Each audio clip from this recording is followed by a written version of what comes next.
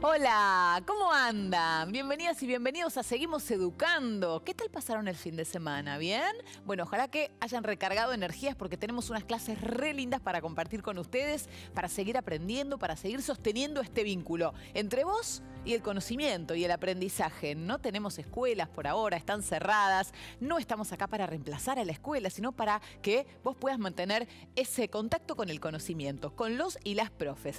Todos los profes del país están trabajando muchísimo para seguir trabajando a distancia y para eso es este programa, también para aportar en ese objetivo, para ponerle el hombro a la comunidad educativa. Y para eso acá estamos. Y acordate que estamos guardados en casa porque nos tenemos que cuidar del coronavirus, de esta pandemia que afecta a todos los países del mundo y que necesita de vos que hagas algunas cositas. Por ejemplo, lavarte las manos varias veces por día. Es importante, es un hábito muy, pero muy importante y saludable además. Evita tocarte los ojos, la nariz y la boca. Es algo que tenemos que tratar de no hacer. Si vamos a toser o estornudar, hacerlo acá, en el pliegue interior del codo. Ventilar los ambientes, abrir las ventanas, que corra aire, aunque esté un poco fresco, no importa, te limpia el aire que respirás. Desinfectar los objetos que usás con frecuencia. Vos fijate, si ando mucho con algo en la mano, lo tengo que tener limpio, desinfectado. Si tenés fiebre, tos o dificultad para respirar, llama desde la ciudad de Buenos Aires al 107. Desde el Gran Buenos Aires al 148. Y a nivel nacional al 0800 222 1002. Vamos a cuidarnos entre todos y todas. ¿Cómo prevenir virus respiratorios, incluyendo el coronavirus? Lavarse las manos frecuentemente, sobre todo antes de ingerir alimentos y bebidas y luego del contacto con superficies en áreas públicas. Al toser o estornudar, cubrirse la nariz y la boca con el pliegue del codo. Inmediatamente después, lavarse las manos. Evitar el contacto directo con personas que tengan enfermedades respiratorias. Si viajaste a países con circulación del virus y sos docente, no docente o estudiante, se recomienda aislamiento domiciliario por 14 días aunque no tengas los síntomas. Podrás solicitar licencia extraordinaria. Seamos responsables para evitar el contagio. Para más información, comunícate con el Centro de Salud de la Universidad Nacional de Río Cuarto. Bueno, muy bien. ¿Están para unas cuentas? Qué bueno, porque ya está con nosotros Cristina, la profe de matemáticas. ¿Cómo estás, Cris? Hola, muy bien. ¿Y vos? Bien, ¿qué tal el fin de semana? Bárbaro, todo Bueno, bien, por suerte. Me alegro Tranqui. mucho. ¿Qué tema nos trajiste hoy? Bueno, hoy tenemos repaso de multiplicación y división con números enteros. Bien, ¿con qué objetivos? Los objetivos son que los chicos y las chicas usen las operaciones con números enteros, usen las propiedades de las operaciones con los números enteros y además puedan analizar las propiedades de las operaciones con números enteros como una extensión de lo que conocen de las propiedades de las operaciones con naturales. Ajá, bien, interesante. Bueno, ¿y cómo empezamos? ¿Repasando lo que veníamos viendo? Vamos a repasar. Hoy el foco entonces lo ponemos en multiplicación y división, aunque hemos estado trabajando las 4 operaciones. Suma, resta, multiplicación y división, ¿cierto? Y empezamos con un material. ¿Qué te parece, Cris? Perfecto. Un material de repaso de cómo multiplicar un número positivo por un número negativo. A ver.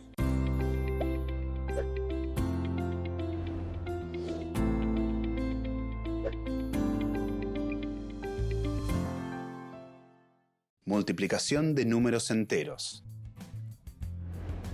¿Qué significa multiplicar un número negativo por un número positivo? Es decir, si m y n son números naturales, entonces, multiplicar menos m por n es sumar menos m tantas veces como lo indique n. Por ejemplo, menos 6 multiplicado por 4 es igual a menos 6 más menos 6, más menos 6, más menos 6. Sabemos que esto es igual a menos 6, menos 6, menos 6, menos 6, que es igual a menos 24. Multiplicar un número negativo por un número positivo es sumar el número negativo tantas veces como indique el número positivo. ¿Qué significa multiplicar un número positivo por un número negativo? En el conjunto de los números naturales se cumple la propiedad conmutativa, es decir, que el orden de los factores no altera el producto. Es decir, A por B es igual a B por A. En el conjunto de los números enteros también vale la propiedad conmutativa. Por lo tanto, n por menos m es igual a menos m por n. Por ejemplo, 5 por menos 1 es igual a menos 1 por 5, que es igual a menos 1 más menos 1 más menos 1 más menos 1 más menos 1, que es igual a menos 5.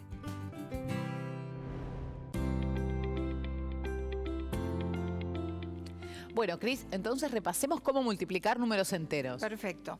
Recordemos, vamos a poner 2 ejemplos nada más. Sí. Cuando multiplicamos números enteros, podemos tener un negativo multiplicado por un positivo, o podemos tener un negativo multiplicado por otro negativo. Y lo que habíamos estado viendo es que hay 2 etapas para resolver. Hay que decidir qué signo va a tener el resultado y después hay que multiplicar los valores absolutos de los números. Sí. Las reglas que tenemos son que si los signos son distintos, el resultado da negativo. Y si los signos son iguales, el resultado da positivo. Luego, para saber el valor absoluto del resultado, multiplicamos los valores absolutos. Recordemos que el valor absoluto es la distancia al cero, así que acá el valor absoluto es 2 y acá el valor absoluto es 3.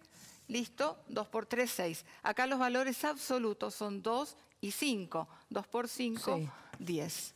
Así que Perfecto. utilizamos la regla de los signos y además multiplicamos los valores absolutos. Buenísimo. Para ¿Quieren volver a ver la regla de los signos? La regla de los signos. A ver, la vemos por escrito. Así la recordamos, la venimos viendo hace varias clases. Pero, regla de los signos de la multiplicación. Si multiplicamos 2 números del mismo signo, el resultado es positivo. Si multiplicamos 2 números de distinto signo, el resultado es negativo. ¿Está bien? Podemos hacer más ejemplos. ¿Vamos? ¿Hacemos Dale, más ejemplos? hacemos más ejemplos. Te dicto, Cris.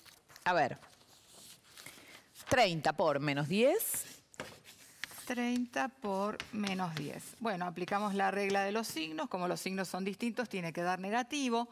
Multiplico los valores absolutos. 30 por 10 da 300. Pero el resultado es menos 300, ¿cierto? Claro. ¿Tenemos otro? Sí.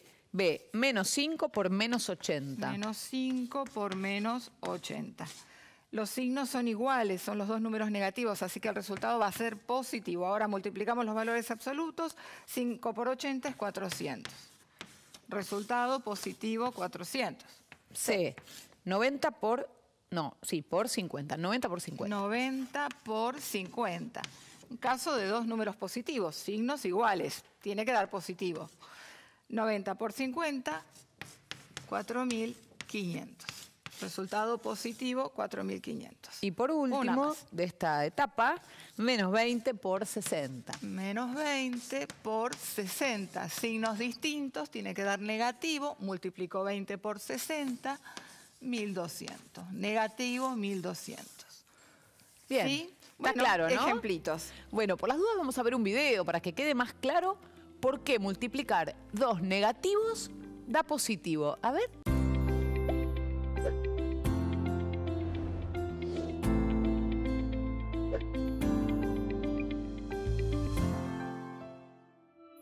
Multiplicación de números negativos. ¿Por qué menos 2 multiplicado por menos 3 es igual a 6? Si sumamos un número con su opuesto, el resultado es 0. Por ejemplo, menos 3 más 3 es igual a 0. Así que si multiplicamos menos 2 por menos 3 más 3, eso tiene que dar 0. Ahora, apliquemos la propiedad distributiva. Multipliquemos menos 2 por menos 3 y menos 2 por 3. Es decir, que entonces tenemos menos 2 multiplicado por menos 3 más menos 2 multiplicado por 3 y eso da 0. Sabemos que menos 2 multiplicado por 3 es igual a menos 6. De esta forma nos preguntamos, ¿qué número sumado a menos 6 da por resultado 0? Claro, no queda otra que ese número sea el opuesto de menos 6, es decir, 6. Por lo tanto, menos 2 multiplicado por menos 3 debe ser 6.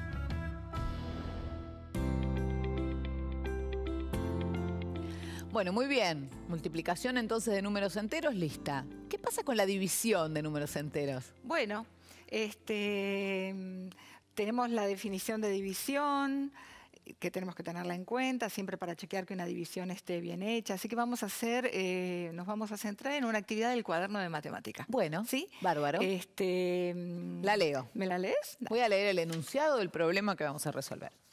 Agustina y Valentín discuten si la regla de los signos también se cumple para la división. ¡Ja! La regla de los signos, ¿se cumple también para la división? Por ejemplo, menos 35 dividido 7. ¿Será positivo o negativo? Agustina tiene una idea correcta y para convencer a Valentín escribió esto.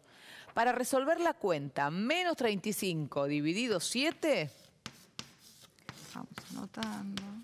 Tengo que buscar un número que multiplicado por 7 dé por resultado menos 35. Por la regla de los signos de la multiplicación, ese número tiene que ser negativo, dice Agustina. Y el número es menos 5, ya que 7 por menos 5 es 35. Eso dice Agustina. Bueno, o sea que... Agustina dice que ahí va menos 5. Claro, están discutiendo qué resultado tiene esta división. Agustina trata de explicar la regla de los signos y también usa la definición de división, que este numerito multiplicado por este tiene que dar esto. Entonces, si esto multiplicado por esto da negativo, este tiene que ser negativo, es lo que dice Agustina, ¿sí? Y luego, bueno, para que dé 35, este tiene que ser menos 5. Entonces, esto es lo que dice Agustina. Vamos a dejar a los chicos que piensen si este razonamiento les parece válido o no. Y sigue el ejercicio diciendo que siguiendo el mismo razonamiento de Agustina, encuentren los resultados de estas dos cuentas y expliquen cómo lo pensaron. 21 dividido menos 3. ¿No sabemos? No sabemos. Y menos 15 dividido menos 5. Así que los chicos que ya deben tener una idea de cómo hubiesen contestado lo de Agustina, sí, también pueden pensar ahora cómo resolverían estas cuentas. Y lo pensamos un ratito y después lo seguimos conversando. Exacto, porque lo vamos a pensar en el recreo. ¿Qué les parece? Porque nos vamos a ir ahora al recreo, pero antes nos vamos con información. ¿Cómo extraer efectivo? ¿Sabías que no hace falta ir al banco a extraer efectivo? ¿Que se puede sacar de alguna farmacia, supermercados, estaciones de servicio? Te enseñamos cómo. Después vamos al recreo y después volvemos y resolvemos las cuentas. Dale. Estamos atravesando una etapa en la que debemos salir de casa lo menos posible, para cuidarnos a nosotros y a los demás. Por eso, es bueno hacer las operaciones de la vida cotidiana de la forma más fácil, rápida y segura posible. ¿Cómo retirar efectivo sin ir al banco? Cuando salgas a hacer tus compras esenciales, podés aprovechar y retirar efectivo en el mismo lugar, principalmente en supermercados, farmacias y estaciones de servicio. Podés hacerlo en cualquiera de los 17.500 puntos de extracción en todo el país. ¿Cómo se hace? Antes de salir, podés consultar en la página web de la empresa que emitió tu tarjeta de débito cuáles son los comercios adheridos. Si ya saliste y estás haciendo tus compras, fíjate si el local tiene el cartel Retiro de efectivo. Podés retirar hasta 8.000 pesos por transacción. Al momento de pagar con tu tarjeta de débito, avísale a quien te atiende que también necesitas retirar dinero en efectivo e indícale el monto que deseas extraer. El cajero te entregará el dinero que solicitaste y un recibo con las dos operaciones, el detalle de la compra y el comprobante de la extracción. Ojo, antes de irte de la caja, verifica que el efectivo coincida con el monto que figura en el comprobante. Recordá que esto es gratis. No tenés que pagar ningún costo adicional y no hay un monto mínimo de compra. Cuidémonos entre todos y todas.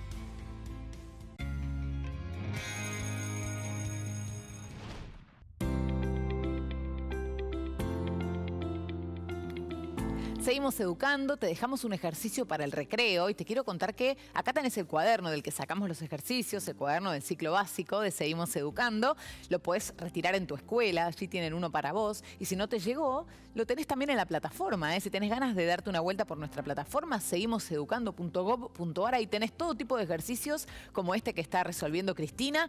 Tenés podcast, tenés películas, tenés todos los programas anteriores de Seguimos Educando. Si algún tema lo estás viendo con tus profes y de pronto tenés tenés la posibilidad de verlo en un programa de televisión con videos y todo, aprovechá y hacelo también, ¿eh? Y además no consume datos nuestra plataforma, así que sos súper bienvenido y bienvenida. Y también tenemos un WhatsApp. ¿Cualquier duda? No, Cristina, otra vez la regla necesito. Bueno, hay profes para vos en esta línea. 011-3262-6362. Cualquier duda que te quede, la puedes consultar ahí, ¿eh? La idea es que te quede todo clarísimo. Bueno, y a propósito de tener todo clarísimo, Cris, ¿resolvemos el tema de Agustina? Bueno, vamos a hacer un poquito de lugar acá.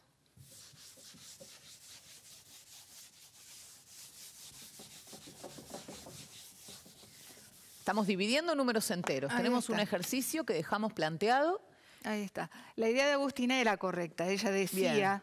que si yo estoy buscando un número que multiplicado por 7 dé negativo, ese número tiene que ser negativo. Después pensó en los valores absolutos. Para que dé 35, este número tiene que ser de valor absoluto 5, el número tiene que ser menos 5. Así que Agustina estaba empleando bien la regla de los signos. Y como vemos, cuando resolvemos una multiplicación, empleamos la regla de los signos, pero interviene mucho. Cuando resolvemos la división, empleamos la regla de los signos, haciendo intervenir mucho a la multiplicación. ¿No es Claro, cierto? o sea que te que sirve para chequearla. La regla de los signos es igual entonces en la división, como dice Claro. Agustina, porque si no, no sería real esta regla. Claro, así que ahora lo podemos ver con otros ejemplos. Bueno, un teníamos poquito. estos dos también planteados. Sí, tenemos estos dos que les dejamos a los chicos para pensar. Así que tenemos dos caminos, un camino cortito y un camino más rápido. A El ver. camino cortito sería, bueno, si yo asumo que vale la misma regla de los signos que para multiplicar, asumo que la misma vale para dividir, diríamos, signos distintos da negativo. Sí. Divido los valores absolutos, 7, menos 7. Si yo asumo que la regla es la misma que para multiplicar, diría signos iguales da positivo. Divido los valores absolutos, 3. Además de esto, puedo chequear usando la definición de división, es decir, viendo si esto por esto da igual a esto. Sí. Menos 7 por menos 3 da 21, sí, otra vez por la regla de los signos en la multiplicación, signos iguales, da positivo 21. Y acá, 3 por menos 5, por la regla de los signos de Ahí son multiplicar, distintos, me da negativo. da negativo, y los valores absolutos, bueno, da menos 15 el resultado, o sea que se cumple la división, que es este chequeo, se cumple la definición de división, que es esta forma de chequear, y además está cumpliéndose la misma regla de los signos que en la multiplicación. Efectivamente, es la misma regla. Perfecto. ¿Quieren que la veamos por escrito? Entonces, ya vimos la regla de la multiplicación. Vamos a ver la regla de la división. Regla de los signos de la división. Si se dividen dos números enteros que tienen igual signo, el resultado es positivo. Si se dividen dos números enteros que tienen diferente signo, el resultado es negativo. Bien. Bueno, y tenemos material, sobre cómo dividir números enteros, para que quede bien, bien claro. Lo vemos.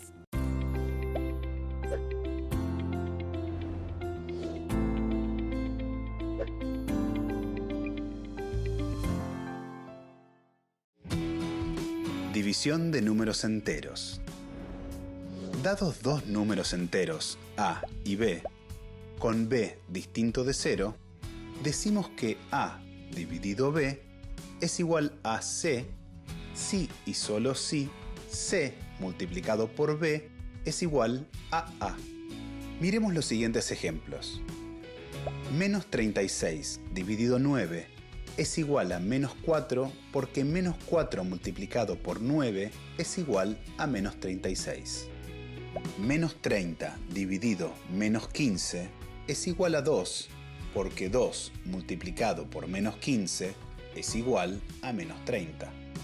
42 dividido menos 7 es igual a menos 6 porque menos 6 multiplicado por menos 7 es igual a 42. Regla de los signos. Al dividir dos números de igual signo, el resultado es positivo. Por ejemplo, menos 30 y menos 15 tienen ambos el mismo signo. El resultado de la división es positivo. Al dividir dos números de distinto signo, el resultado es negativo. Por ejemplo, menos 36 y 9 tienen distinto signo. el resultado de la división es negativo.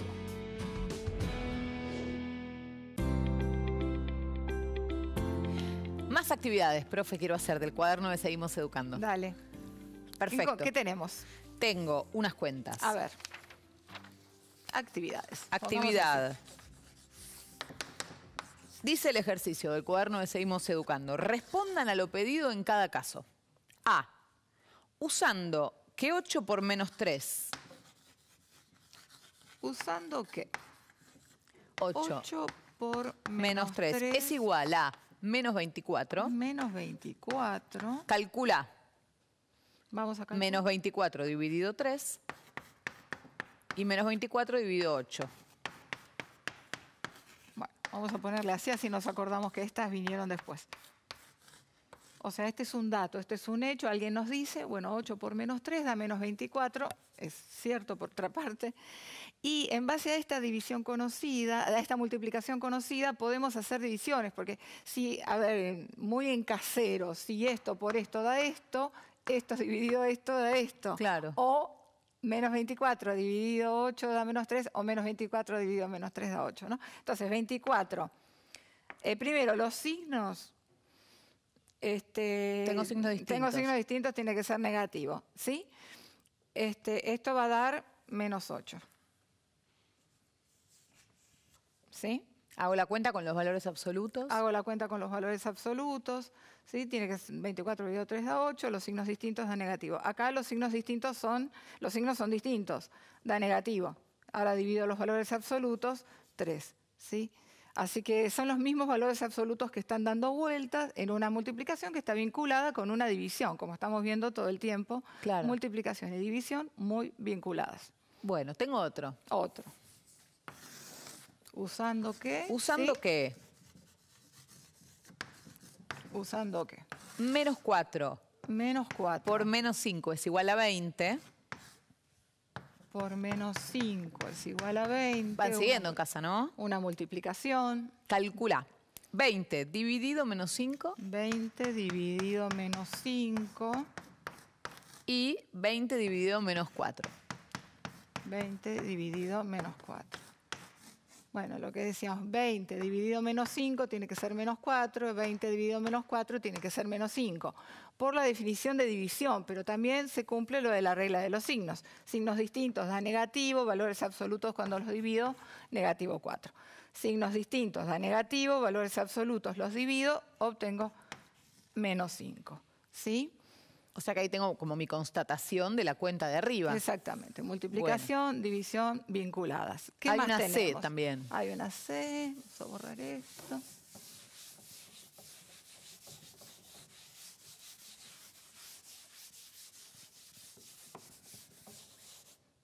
¿Usando qué? ¿Usando qué? Menos 18 dividido menos 3 es igual a 6. Tenemos una división. Calcula. ¿Qué nos piden? 6 por menos 3 y menos 18 dividido 6. Bueno, con regla de los signos, tenemos signos distintos, da negativo, 6 por menos 3, valores absolutos, los multiplico, obtengo menos 18. ¿Sí? Sí, también sabíamos de la división que este por este tiene que dar este. O sea, estamos todo el tiempo viendo que las cosas cierran. Claro. Todo coincide. Bueno, acá, signos distintos, tiene que dar negativo, divido los valores absolutos, 3. ¿Sí? De esta multiplicación también podemos llegar a esta división diciendo que menos 18 dividido 6 tiene que dar este numerito que está acá. Bien, perfecto. Resuelvan estas cuentas siempre que sea posible, dice el ejercicio. Bueno, ahora cuentitas. Cuentitas, cuentas. Simplemente cuentas. Pongámosle A, ¿qué tenemos? A ver. 8 dividido menos 4. 8 dividido menos 4. 8 dividido menos 4, signos distintos. Tiene que dar negativo, divido los valores absolutos. Esto tiene que dar menos 2. ¿Sí? Bien. B. Menos 10 dividido menos 2. Signos. ¿Iguales o distintos? ¿Son iguales? Iguales. Me tiene que dar positivo. Positivo. Valores absolutos, los divido. 10 dividido 2, 5. 5. C. C. 4 dividido menos 4. Bueno, este es interesante. Signos distintos, da negativo, y si yo divido dos números del mismo valor absoluto, obtengo 1, en este caso menos 1, porque los signos eran distintos. ¿Sí? D. D. 45 dividido menos 1. Está apareciendo mucho el 1. Signos distintos da negativo. Y ahora dividir un número por 1, porque estoy hablando de los valores absolutos, da el mismo número, así que esto da menos 45. Bien. Menos 32 dividido menos 1. Menos 32 dividido menos 1, tengo signos iguales, da positivo. Y valores absolutos, cuando los divido, 32 dividido 1, 32. Ahí estamos. Bien. 4 dividido 0. Bueno, a ver, esa va a ser la F. 4 dividido 0. Recordemos que en todas las divisiones podemos usar la definición para chequear. Por ejemplo, en esta, menos 2 por menos 4, lo que hacemos siempre que lo mostramos así, ¿no? Multiplico menos 2 por menos 4, da 8. Claro, porque está bien hecha. como son el mismo signo, es positivo. Claro. Los valores absolutos, 2 por 4, 8. Acá, por ejemplo, si uso la definición de división para chequear, signos distintos, da negativo, valores absolutos cuando los multiplico, dan 10, va todo bien. Y así, todas estas se pueden chequear. En esta división, supongamos que busco el resultado y que lo encuentro. Cuando llegue el momento de chequear, voy a decir que ese número multiplicado por 0 da 4. Eso no puede ser, porque ningún número multiplicado por 0 da 4. Los números, cuando vos los multiplicás por 0, dan 0. Así que esta cuenta no tiene resultado. No se puede dividir por 0. Esta cuenta no tiene resultado. ¿Sí? Ya vimos, ¿se acuerdan que hasta la computadora, la calculadora tira error cuando la intentas hacer? Exactamente. Te avisa que para esa cuenta ella no te puede dar un resultado y te pone una E de error como que le estás pidiendo algo Imposible. imposible. Bueno, encontramos una cuenta imposible. Sí. A ver, esta sí es imposible también. 0 dividido 3. Claro. A ver, veamos esto. Porque podemos pensar que, sí, que nunca va a haber resultado cuando hay un 0 en la división, pero no es así. Si el 0 es dividendo, se puede resolver. Busquemos el resultado. A ver, Tiene que ser algo un número que multiplicado por 3 me dé 0. Muy fácil, es 0. Esta cuenta da 0. La cuenta de arriba, donde 0 es divisor, no tiene resultado, es muy distinto. Bien. Y la última de este bloque, menos 50 dividido 5. Bueno, volvemos a los ejemplos más tranquilos. Sin cosas raras. Sin cosas raras.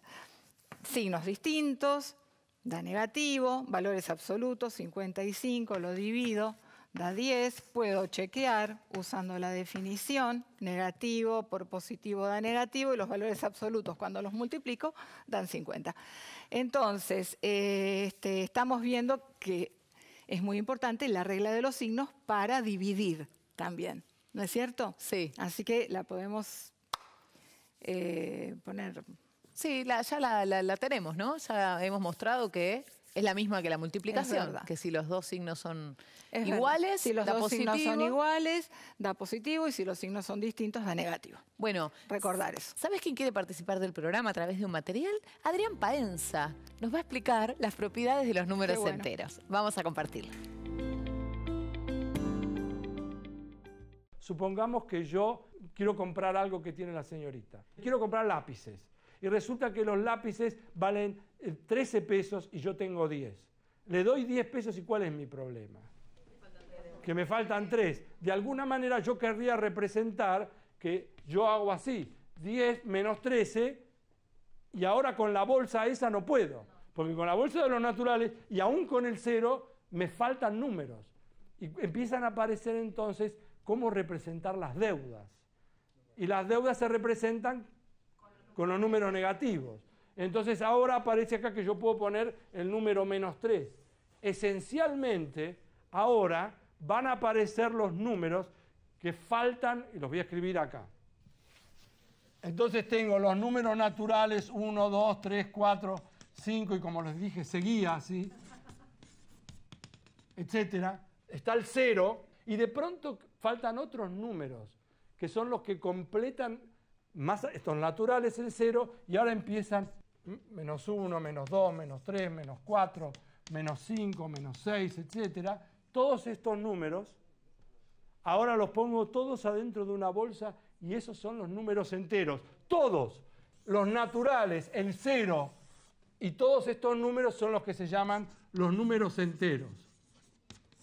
Y la particularidad que tiene esto, ahora si sumo dos números enteros, ¿da un número entero? Sí. En particular, yo podría sumar el 7 más el menos 10. ¿Esto cuánto da? Menos 3. ¿Es un número entero o no? O sea que ahora no me salgo de la bolsa. Los números enteros entonces sirven, recopilan todo. Y no solamente eso, hay algunas otras propiedades que tienen los números, porque uno puede sumar dos números enteros y da un número entero. Más, el 0 está metido adentro. Y si acá tengo el número 4, tiene que estar, ¿qué otro número? ¿Habrá algún número que yo pongo el 4 acá que sumado me dé 0? O sea, está el inverso. Si está el 4, está el menos 4, sumados da 0. Si está el 47, tiene que estar también ¿cuál? El menos 47. O sea que están todos los inversos aditivos. Aditivos, ¿se entiende lo que estoy diciendo? Porque cuando lo sumo me da 0. Y además cumplen otra propiedad. Si yo sumo así, tengo 3 números. Los puedo sumar así. Primero sumar A más B y después sumar C. O puedo hacer así, sumar B más C y después sumar A. ¿Estamos de acuerdo? Y esto es la propiedad asociativa. O sea, uno toma por hecho que sumar de cualquier forma da lo mismo. Y está bien, porque da lo mismo, pero porque cumplen con una propiedad que es la propiedad asociativa. Buenísimo, alterados por pi. Se nos termina la clase, Cris. Sí. ¿Qué resumen podemos hacer de lo que estuvimos viendo? Bueno, hoy el foco estaba puesto en multiplicación y división. Y sobre todo en la regla de los signos para la división, que bueno, hemos concluido que es la misma que para multiplicación. Entonces, para dividir, ¿qué hacemos? Usamos la regla de los signos, que si los signos son distintos da negativo y si los signos son iguales da positivo. Para obtener el número del resultado multiplicamos los valores absolutos. Recordemos que los valores absolutos son siempre positivos. 8 dividido 4 da 2. Como los signos eran distintos, obtuve menos 2. Y acá 10 dividido 2 da 5. Como los signos eran iguales, da positivo 5. Bien. O sea, tenemos la regla de los signos para dividir, que es muy importante. Y además a eso le sumamos la multiplicación de los valores absolutos, la división de los valores absolutos, perdón, para obtener el resultado. Perfecto, entonces tenemos la placa definitiva que resume todo. A ver, si multiplicamos o dividimos números de igual signo, el resultado será positivo. Si multiplicamos o dividimos números de distinto signo, el resultado será negativo. Así que es la misma para división y multiplicación, no hay que hacerse problemas ahí. Exactamente. Bueno, buenísimo. Gracias, Cris, por esta clase. De nada. Hasta la próxima. Nos vemos. Bueno, y ustedes quédense ahí porque enseguida nada más está con nosotros Analía para nuestra clase de química. En un ratito nada más, ahora nos vamos al recreo a mirar los pajaritos en el patio imaginario y volvemos.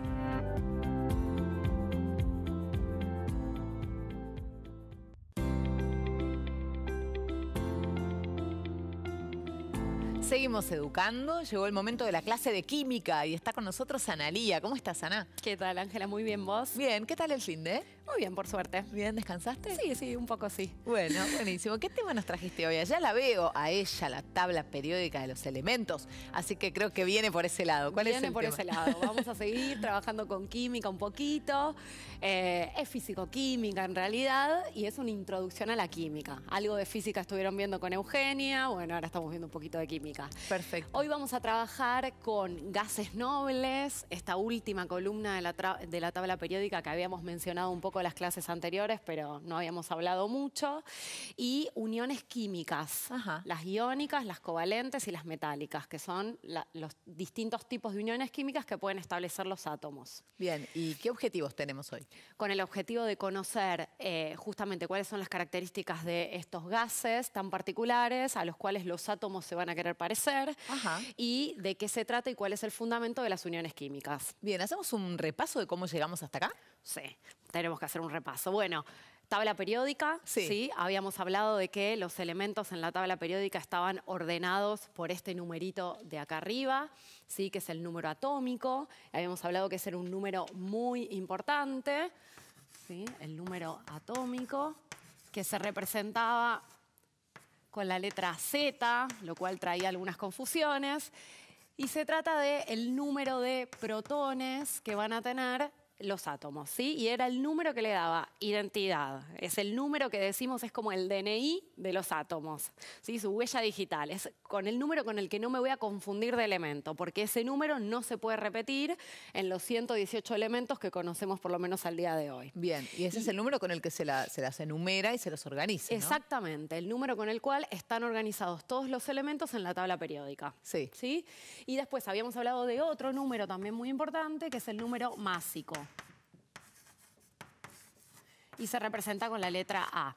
Este número va a ser el número de protones también, pero va a incluir el número de neutrones.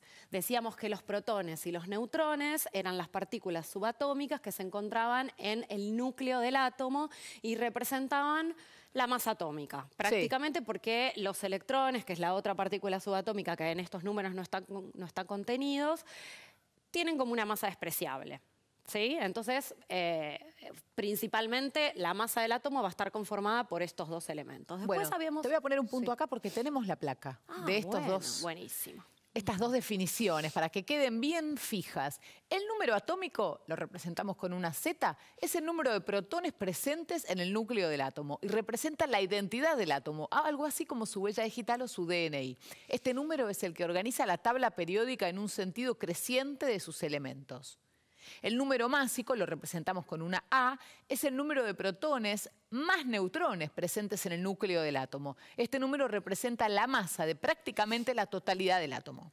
Exactamente. Perfecto. Muy bien. Ahora sí podemos seguir. Bien, lo otro que habíamos visto habían sido los isótopos. ¿Sí? Habíamos dicho que los isótopos van a ser átomos del mismo elemento que van a diferir únicamente en el número de neutrones. ¿Sí? Átomos del mismo elemento, es decir, van a tener el mismo número atómico. Sí. Era el número que los identificaba. Van Sí. a cambiar únicamente en el número de neutrones que tengan. Y lo otro que habíamos visto son los iones, ¿sí? O la formación de iones. Los iones iban a ser los átomos cargados eléctricamente. Esta carga podía ser positiva o podía ser negativa y esa carga iba a depender de la transferencia de electrones que podían realizar los átomos en las reacciones químicas. ¿Sí? Sí. Perder o ganar electrones. Y esto de perder o ganar electrones estaba íntimamente relacionado con otra propiedad que vimos la clase pasada, que es la de la electronegatividad. Espera, ya. No, está bien. Estaba bien. Sí. Esta es la palabra que vamos a usar Sí. para jugar al ahorcado la próxima vez. Porque es larga. Ahí va, es larga, es larga. Ahí Electronegatividad. está. Electronegatividad. Decíamos que esta es una propiedad que van a tener los átomos, que están en una escala que va del 4 al 0,8, donde el flúor iba a ser el elemento más electronegativo de la tabla periódica y el francio y el cesio los menos electronegativos de la tabla. Bien, perfecto. Hasta acá el repaso. Para hacerlo bien completo y después seguimos avanzando, ¿qué les parece si vemos material sobre la electronegatividad? A ver.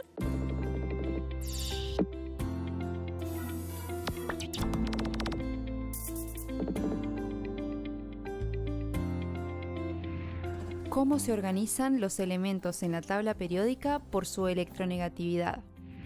A cada elemento de la tabla periódica se le asignó un número positivo llamado electronegatividad, que representa la capacidad de un átomo para atraer electrones hacia sí mismo. En 1932, el químico Linus Pauling desarrolló una escala de electronegatividades en donde asignó el número 4 al elemento flúor, F, que es el elemento con mayor capacidad para atraer electrones. Los elementos más electronegativos se encuentran en el extremo superior derecho de la tabla periódica. En cambio, el cesio, CS, y el francio, FR, están en el otro extremo porque tienen los valores más bajos de electronegatividad. de modo que los elementos más cercanos al flúor en la tabla van a atraer electrones hacia sí y los elementos que rodean al francio van a tender a perder electrones. Pero, ¿cómo se unen los átomos? Se denomina unión química a la atracción que mantiene unidos a dos o más átomos que pueden ser distintos o iguales.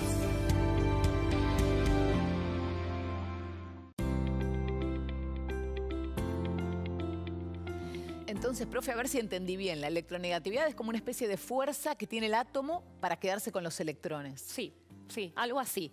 Es la tendencia que van a tener los átomos entonces a captar electrones hacia sí, ¿sí? Y decíamos que el flúor era el elemento más electronegativo de la tabla y todos los elementos que acompañan al flúor, excepto los gases nobles, ¿sí? Van a ser entonces los más electronegativos de la tabla. ¿Por qué? Porque la electronegatividad aumenta de izquierda a derecha, ¿sí? Y de abajo hacia arriba en relación al flúor. En esta tablita que tenemos acá, más resumida, fíjense que los gases nobles no están justamente, Claro. para que veamos bien que el flúor es el que está más arriba. Claro, si ¿sí? sacamos los gases nobles, hay el extremo de arriba a la derecha, es el flúor, que es el que tiene más electronegatividad. Exactamente. Y todos los que están cercanos al flúor van a tener también una electronegatividad bastante alta. En el extremo opuesto vamos a tener al francio y al cesio, que son los dos elementos con menor electronegatividad, y por ende todos los elementos que estén más cercanos de este lado también van a ser poco electronegativos. ¿Qué quiere decir esto? Quiere decir que los elementos entonces que estén más cercanos al cesio y al flúor van a ser elementos que van a tender a ceder electrones, a perderlos, a dejar que se los lleven los otros. ¿Quiénes son los otros? Los que están cercanos al flúor, Claro. incluyendo al flúor, ¿sí? Entonces, más o menos esto sucede de esta manera. ¿Y esto cuándo sucede? Sucede en las uniones químicas. ¿Y qué es una unión justamente. química?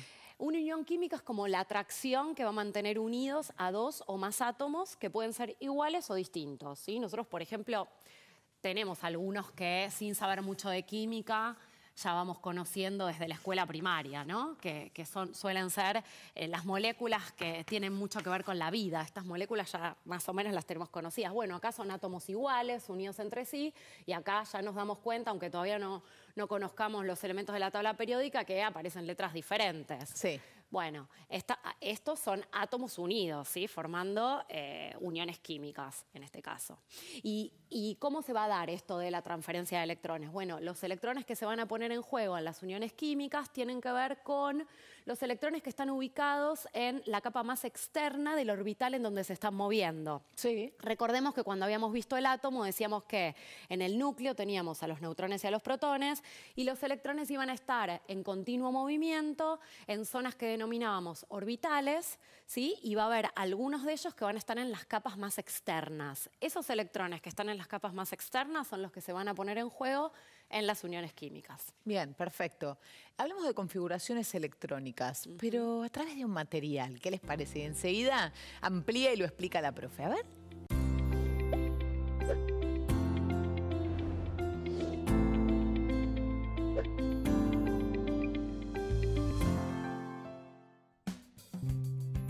Regla del octeto. En general, la naturaleza busca situaciones de estabilidad y mínima energía. Estas se obtienen cuando los átomos adoptan configuraciones electrónicas idénticas a la de los gases nobles más cercanos en la tabla periódica al átomo en cuestión. Estos gases son muy poco reactivos y suelen ser monoatómicos, siendo los únicos elementos en la tabla con esa propiedad. ¿Qué quiere decir que adoptan configuraciones electrónicas idénticas a la de los gases nobles? Quiere decir que van a tender a cumplir la regla del octeto. Esta regla implica que los elementos tienden a tener 8 electrones en su último nivel de energía para parecerse al gas noble más cercano y así obtener mayor estabilidad. Por ejemplo, pongamos dos átomos diferentes, el sodio y el cloro. Estos se encuentran alejados en la tabla periódica, por lo que querrán parecerse a gases diferentes. Como el sodio está más cerca del neón, tenderá a perder un electrón para tener su misma configuración electrónica. El cloro, por el contrario, tenderá a parecerse al argón, que es su gas más cercano, por lo que ganará un electrón para lograr la misma configuración electrónica. De esta manera, ambos cumplen la regla del octeto. La excepción a la regla del octeto son el hidrógeno, el litio y el berilio, que tienden a parecerse al helio, gas inerte que tiene 2 electrones en su último nivel de energía. Para estos 3 elementos se aplica entonces la regla del dueto. ¡Ajá! Aquí conocimos una nueva regla, la regla del octeto. Sí. Tiene un nombre muy rimbombante. Sí, la regla del octeto de Lewis, que fue Perfecto. quien la formuló. Bien, la regla del octeto de Lewis, ¿qué va a plantear? Va a plantear que todos los átomos de la tabla periódica, algo que un poquito dijimos recién, todos los átomos de la tabla periódica, los elementos en realidad, van a querer parecerse a los gases nobles. Ay, ¿Por todos qué? todos se quieren parecer a los gases nobles.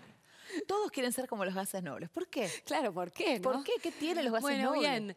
bien, se quieren parecer a los gases nobles porque los gases nobles cuentan de una gran estabilidad química. Ah. Es decir, no necesitan de otros átomos para ser estables. Son estables, son los únicos elementos de la tabla periódica o casi los únicos que son monoatómicos. Es decir, así tal cual están en la tabla periódica existen en la naturaleza. El resto habíamos dicho que en realidad generalmente aparecen combinados. Sí. Bueno, estos gases van a tener una particularidad que es tener del neón para abajo, ¿sí? El helio ahora vamos a ver que es una excepción, pero todo el resto de los gases nobles van a tener 8 electrones en su último nivel de energía, en su capa más externa. De ahí la regla del octeto, Claro. de llegar a 8. Entonces, cuando se descubrió que estos elementos eran estables de ese modo, se pudo ir como investigando qué es lo que pasaba con el resto de los elementos, y es que trataban de completar su último nivel de energía con 8 electrones y de ese modo eran estables. Ah. ¿Sí? Entonces vamos a pensar algunos ejemplos, ¿no? Sí. Por ejemplo, bueno, el helio, yo recién decía que lo dejábamos aparte, ¿no? Porque era una excepción. El helio de todos los gases nobles va a ser el único que va a ser estable únicamente con 2 electrones. En su último nivel de energía tiene solo 2 electrones y es estable. De ahí surgen algunas excepciones. La del hidrógeno, la del litio y del berilio. Es decir, estos 3 elementos de la tabla periódica, como tienen muy poquitos protones y tienen muy poquitos electrones en su neutralidad, van a tender a parecerse al helio, es decir, a tener solamente 2 electrones. Por ejemplo, acá los tenemos escritos por separado para verlos mejor. El hidrógeno, decíamos, tiene un protón, ¿sí? Ese dato lo sacábamos de acá. Sí. ¿Está bien? Tiene un protón y por ende, si lo pensamos como un átomo neutro, va a tener un electrón. ¿Está bien? Bien, para ser estable va a tender a parecerse al helio. Para parecerse al helio, ¿qué necesita? Un electrón. Necesita un electrón más. Entonces, en las uniones donde el hidrógeno está involucrado, lo que va a tender a hacer es a buscar otro electrón para lograr la estabilidad, ¿sí? Para parecerse al helio. Bien. Busquemos el ejemplo del flúor. Voy al flúor primero, que es un poquito más fácil. El flúor lo tengo acá, ¿sí? Dijimos que era el más electronegativo de El todos. más electronegativo, o sea que es un dato. Generalmente el flúor se va a quedar con electrones. Sí. ¿Cuántos electrones tiene? O sea, tiene 9 protones y en estado neutro, digo, entonces tiene 9 electrones. Claro. Para parecerse al gas noble más cercano, ¿sí? Decíamos que todos los elementos de la tabla se quieren parecer a los gases nobles. ¿A cuál específicamente y al que tienen más cerca? Claro, ahí es el neón. Ahí es el neón, que tiene 10 protones, por ende, en estado neutro, digo, tiene 10 electrones. Sí. Entonces, para que el flúor se parezca al neón, lo que va a necesitar Es un electrón. un electrón, ¿sí? Entonces va a tender a realizar uniones químicas donde pueda adquirir ese electrón para parecerse al neón. Ahora, pensemos en el sodio. ¿Sí? El sodio lo tenemos de este lado de la tabla periódica. Tiene 11 protones y en estado neutro decimos tiene 11 electrones. Ahora, generalmente se presta confusión porque los chicos empiezan a pensar que parecerse al gas noble más cercano es al que está en la misma fila, ¿sí? Entonces, generalmente acá suelen responder que se va a tratar de parecer al argón. Sin embargo, el gas noble más cercano es el neón. Claro. Sí, porque si pensamos la tabla periódica así... Sí, si pensamos que está más cerca del 11, ¿el 10 o el 18? El Claro, 10. exactamente. Cuando lo pensamos a partir del número, sí vemos que está más cercano al neón que al argón. Es decir, le va a Claro. resultar más fácil a este sodio perder este electrón, ¿sí? Perder y quedarse con 10, así se parece al neón, que salir a tratar de encontrar y ganar 7 electrones. Claro. ¿Está bien? Y esto se va a corresponder con lo que decíamos antes de la electronegatividad. Estos elementos que están de este lado, decíamos que como son poco electronegativos, tienden a perder los electrones, a transformarse en cationes, ¿sí? En iones con carga positiva. Bueno, me parece que más o menos. Los gases nobles, algo importante para decir es que su electronegatividad, la mayoría de ellos, es igual a 0. Por eso no tienden ni a ganar ni a perder electrones. Por eso la estabilidad. Son estables así. Bueno, perfecto. Hacemos un recreo y enseguida seguimos hablando de química, seguimos aprendiendo sobre la tabla periódica. Es súper interesante. Pero vamos a comer un sandwichito. Recreo y enseguida seguimos educando.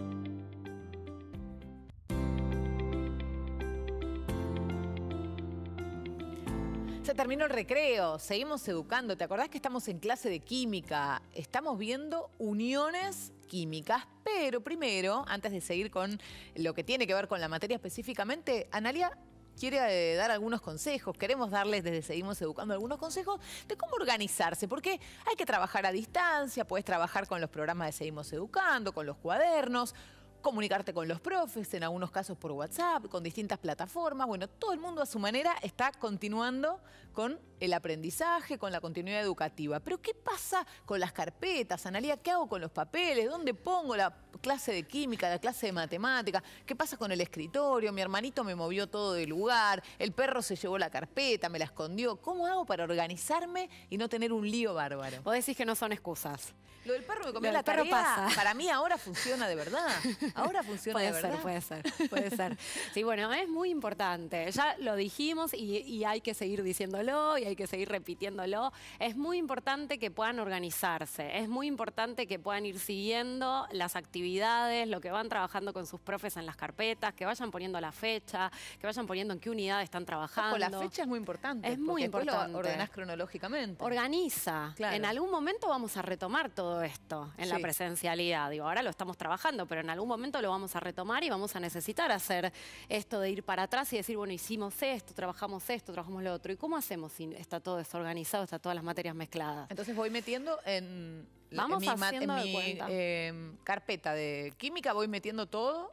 Por ejemplo. En mi carpeta de biología, de matemáticas, es decir, esto, ir siguiendo, ¿no? Más o menos, está bien, las actividades puede ser que las estén haciendo por ahí algunas por internet o por alguna plataforma o muchos de los profes mandamos a hacer también tareas para que estén en la carpeta, porque en algún momento las vamos a ver. Entonces es muy importante que puedan ir siguiendo, digamos, esa organización, así como hacerse el tiempo para hacer las tareas también, ¿no? Claro. A veces que cuesta, los ritmos de sueño medio como que han cambiado un poco. ¿Y cómo hago si siempre prefiero hacer algo de distracción, leer un libro, ver una serie? Si siempre prefiero eso antes que trabajar en el colegio. Bueno, tiene muchas horas el día, ¿no? Entonces nos podemos organizar y decir, bueno, estas horas vamos a dedicarlas a la recreación, al ocio, a jugar a la Play, a mirar una película, a hacer nada también.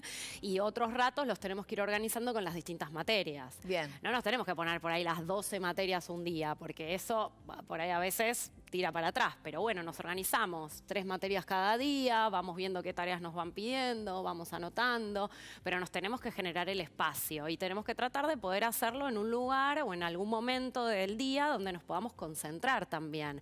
¿Para qué? Para que todo lo que están haciendo ahora no pase de largo, ¿sí? Necesitamos que aprendan, necesitamos que sean protagonistas de sus aprendizajes, ¿sí? Porque se están escribiendo sus propias trayectorias escolares y es un momento donde el protagonismo está muy en la mano de nuestros estudiantes y es muy importante que tengan conciencia de eso y que, digamos, las redes neuronales estén en actividad, ¿no? Estén haciendo el ejercicio necesario para que todo eso se siga desarrollando. Está buenísimo. Bueno, y por eso tenemos un video, un material, para ayudarte. Me parece que también les puede servir a mamá y papá, lo digo como mamá, para ayudar a los chicos a ordenarse. El siguiente material sobre organización del tiempo, ahora que estamos trabajando desde casa. A ver.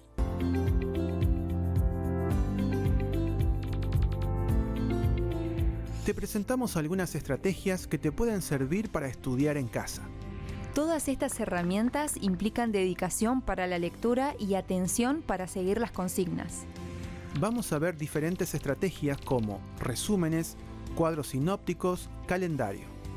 Probá y elegí la que te sirva más, con la que te sientas más cómoda o más cómodo. Van algunas sugerencias. Toma descansos. No estudies periodos largos. Prepara todo antes de comenzar. Cuadros sinópticos y mapas conceptuales. Estos esquemas buscan organizar la información de los textos que tenés que estudiar. Son los que arma el docente a modo de síntesis del tema que se trató en la clase, pero en este caso los vas a armar vos en casa para repasar lo estudiado. ¿Cómo se hace? Bueno, hay que leer el texto con atención.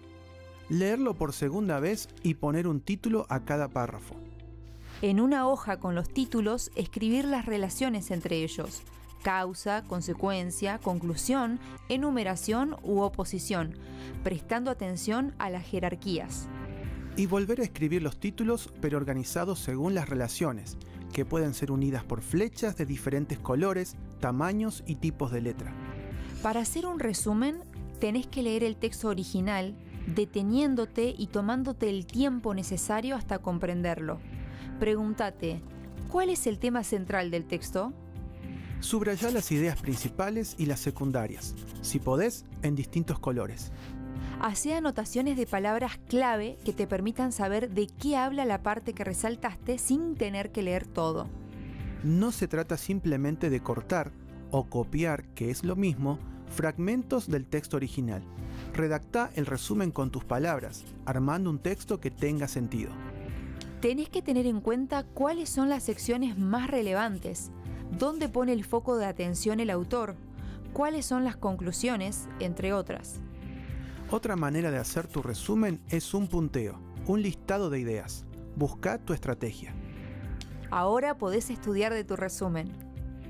Antes de que empieces a hacer las actividades del cuaderno, no te olvides.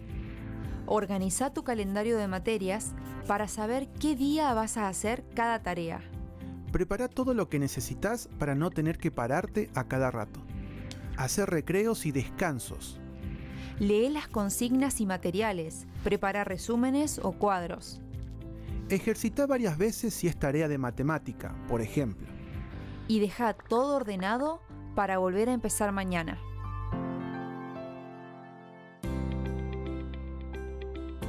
Seguimos con la clase de química. Estamos viendo uniones químicas y vamos a meternos en el tema uniones iónicas. A ver de qué se tratan. Tenemos un material. Para formar las moléculas y la materia, los átomos deben unirse entre sí, es decir, que deben formar enlaces. Uno de ellos es el enlace iónico. Ión es un átomo que queda cargado eléctricamente al perder o ganar electrones. Cuando el ión es de carga positiva, es decir, que tiene menos electrones, se denomina catión. Cuando es de carga negativa, más electrones, se llama anión. El enlace iónico se produce cuando dos átomos que tienen una diferencia de electronegatividad igual o mayor a 1,7 intercambian electrones, de modo que uno gana y otro pierde electrones. Por ejemplo, para formar el cloruro de sodio, la sal de mesa, el sodio proporciona al cloro el electrón que le hace falta para tener 8 en su último nivel de energía. Entonces, el cloro se ioniza negativamente y el sodio se ioniza positivamente. Se provoca entonces una fuerza de interacción electromagnética entre los átomos que los mantiene unidos. Las características de los compuestos iónicos son su aspecto cristalino y frágil, sus altos puntos de fusión y ebullición y su conductividad eléctrica. Bueno, profe, entonces, ¿qué son las uniones iónicas? Bien, las uniones iónicas van a ser esas uniones donde hay una diferencia de electronegatividad muy alta, muy elevada, una gran diferencia de electronegatividad, es decir, donde se van a formar los iones. ¿Qué va a suceder? Va a suceder que algunos átomos van a tender a ganar electrones y otros átomos van a tender a perder electrones. Esto que estuvimos hablando un poco antes. Sí. ¿Sí? Entonces, justamente, voy a borrar acá, entonces, para que quede claro. Ahí está. Las uniones iónicas. Uniones iónicas van a ser entonces en las que se van a formar iones. Ya habíamos dicho que estos iones podían ser cationes o aniones. ¿Sí? Los aniones iban a ser los que lleven carga negativa, los cationes los que tienen carga positiva. Recordemos que esto era contraintuitivo, ¿sí? El que perdía electrones se quedaba con carga eléctrica positiva y el que ganaba electrones se quedaba con carga eléctrica negativa. Claro, porque el electrón es negativo. Exactamente, de ahí venía. Entonces, algo para decir así también de manera general es que los elementos que van a tener, ¿sí? Los que estaban más cerca del francio y del cesio, que van a coincidir con tener 1, 2 o 3 electrones en su última capa, ¿sí? En la capa más externa del orbital, van a ser elementos que van a tender siempre a perder electrones. Sí. Y los elementos que tengan 5, 6, 7 electrones en su último nivel van a ser los que van a tender a ganar. ¿Sí? Vamos a usar de ejemplo la sal de mesa. Bien. ¿Sí? La famosa sal de mesa, que es el cloruro de sodio. ¿Sí? En el cloruro de sodio, si miramos y prestamos atención en la tabla periódica, el sodio lo encontramos de este lado, ¿sí? Más bien cerca del cesio y del francio, entonces tiene poca electronegatividad. El sodio va a tender a formar cationes sodio, es decir, a quedar cargado eléctricamente con un signo más, porque va a perder un electrón. ¿Sí? ¿Y quién se va a llevar ese electrón que va a perder el sodio? Bueno, en este caso, en esta unión, se lo va a llevar el cloro, ¿sí? Que va a ganar un electrón y por ende va a quedar cargado eléctricamente positivo. Esto, si lo queremos representar químicamente, lo solemos representar así. Sodio más, el más electronegativo, es decir, el que gana electrones, lo solemos poner así como entre corchetes. Y generalmente les pedimos a los chicos que dibujen la cantidad de electrones que tienen el elemento en el último nivel y que simbolice con un color diferente el electrón que se quedó del otro átomo. ¿Sí? Sí. Esto es la fórmula de Lewis, justamente en relación a la teoría del octeto de Lewis. Ahora, yo, por ejemplo, bueno, esta decíamos que era la sal común, ¿sí? Por ejemplo, hay otra sal, ¿sí? Que es la que desde hace un tiempo nos vienen recomendando que tratemos de reemplazar esta. Lo voy a escribir primero bien la fórmula. Por esta, que también es una sal que sala, que no nos trae, digamos, esta sal Tiene sodio. Claro, es la que no tiene sodio justamente y es la que nos están recomendando más que consumamos justamente por el problema de que el sodio puede generar a la larga el aumento de la presión arterial y problemas cardiovasculares. Entonces, el potasio, si prestamos atención, está en la misma fila, ¿no? En el mismo grupo, perdón, de el sodio. Sí. ¿Está bien? Entonces también va a tender a perder ese electrón que tiene en el último nivel de energía, es decir, a transformarse en potasio, en el catión potasio, y va a suceder lo mismo con el cloro, ¿sí? El cloro se va a quedar con ese electrón que le sobraba al potasio y así el potasio puede parecerse al argón, ¿sí? Miremos, el potasio tiene 19, ¿sí? Y el gas noble más cercano es el argón, que tiene 18. Cuando pierde este electrón, se parece al argón y están los dos contentos. Mirá qué el bien. cloro y el potasio. Qué bueno. Y acá tenemos otros ejemplos. Por ejemplo, el cloruro de calcio, que es un suplemento de calcio justamente para las personas que por ahí están sufriendo alguna enfermedad donde el calcio disminuye mucho y es un suplemento que se suele dar. El cloruro de calcio, la fórmula del cloruro de calcio es así, ¿sí? Esta es la fórmula empírica. ¿Y qué es lo que pasa acá? Voy a buscar el calcio en la tabla periódica, ¿sí? Sí. Lo tenemos acá, en la columna número 2. ¿Está bien? En el Sí. grupo 2. El calcio va a tender a formar cationes calcio, es decir, a perder esos 2 electrones que tiene en su último nivel, porque le resulta menos costoso perder 2 que salir a ganar 6, ¿sí? Para llegar a los 8. Y el cloro, decíamos que para llegar a 8, bueno, ya lo borré, pero para llegar a 8 necesitaba un único electrón, porque tenía 7, ¿sí? El cloro tiene 7 electrones en el último nivel de energía, entonces lo que voy a necesitar acá son 2 cloros para que cada uno se lleve el electrón, ¿sí? Cada uno de los 2 electrones que va a tener el calcio. Entonces, ¿esto cómo lo vamos a simbolizar? Así, podemos dibujar 2 o podemos poner por 2. Es otra de las opciones también, ¿sí? Y acá lo mismo, les podemos pedir a los chicos. Esto más que nada es didáctico, si no es que los electrones vayan a estar tan prolijamente puestos de este modo, pero generalmente como para que no se diferencia el color, ¿no? Claro, no. Voy a poner el blanco. No, ese no es blanco. Acá está.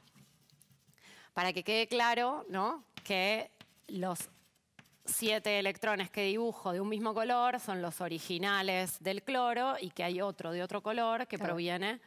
Pregunto, estos dos, quedó más 2 porque perdió 2 electrones. Uno es este y otro es este. Exactamente, claro. Hasta sí. yo entendí, profe. Muy bien. Otro ejemplo Sí. por ahí podríamos hacer con el que tenemos acá, el óxido de calcio. El óxido de calcio, que es la cal. ¿Sí? Ajá. Esto no se toma, no se come, no nada. Por favor, chicos. Se usa en la construcción, sí, el óxido de calcio. ¿Y por qué acá no hay un 2 ahí abajo y en el cloro sí? Bueno, porque el oxígeno, sí, pertenece a este grupo que está acá, que es el grupo 6A de la tabla periódica, y lo que va a tener el oxígeno son 6 electrones en su último nivel de energía. ¿Sí? Entonces va a necesitar solamente 2. Los 2 que le aporta el calcio, más los 6 que tiene, lo va a hacer cumplir con esto de parecerse al gas noble más cercano y teniendo 8 electrones en su último nivel, lo cual lo hacen estable. Perfecto. ¿Sí? ¿Lo hace parecerse al neón? Lo hace, claro, el oxígeno va a tender a parecerse al neón, justamente ganando 2 electrones, en este caso, en las uniones iónicas, ganando 2 electrones para completar esa última capa o ese último nivel de energía que le otorga la estabilidad que necesita. Perfecto. Hablemos de enlaces. Enlaces químicos. Sí. Bien. Este es un tipo de unión, ¿sí? Sí. Las uniones iónicas. Ahora tenemos que ver las uniones covalentes y las uniones metálicas, que son las otras 2 uniones que nos quedaron para esta clase. Perfecto. Entonces nos metemos con el material de enlaces covalentes. ¿Qué son los enlaces covalentes? A ver. En el enlace covalente, 2 átomos comparten pares de electrones para completar su nivel de energía más externo. La diferencia de electronegatividades entre los átomos que forman el enlace es menor a 1,7. A diferencia de lo que sucede en el enlace iónico, en el que se transfieren electrones, aquí se comparten. Así, los átomos comparten 1 o más pares electrónicos con un nuevo tipo de orbital, el orbital molecular. Por ejemplo, el átomo de hidrógeno cuenta con un electrón en el único nivel que tiene. Para ser estable, requiere de 2 electrones en su nivel, así que se une con otro átomo de hidrógeno para completar la cantidad requerida y así volverse estable. El ejemplo de la molécula de hidrógeno representa un enlace covalente simple. El enlace doble se produce cuando 2 átomos comparten 2 electrones cada uno, y el triple cuando comparten 3 cada uno. De modo que intervienen en los enlaces 4 y 6 electrones, respectivamente. Las moléculas que forman los enlaces covalentes tienen las siguientes propiedades: temperatura de fusión y ebullición bajas. En condiciones normales, 25 grados aproximadamente, pueden ser sólidos, líquidos o gaseosos. Son blandos en estado sólido, son aislantes de corriente eléctrica y calor, son solubles en agua. Bueno, buenísimo. ¿Qué más podemos agregar de los enlaces covalentes? Bien. Entonces? Las uniones covalentes, Sí. entonces, voy a borrar acá, así ya sabemos que cambiamos de unión. ¿Sí? Las que vimos recién eran entonces las uniones iónicas, que Sí. decíamos tienen una gran diferencia de electronegatividad.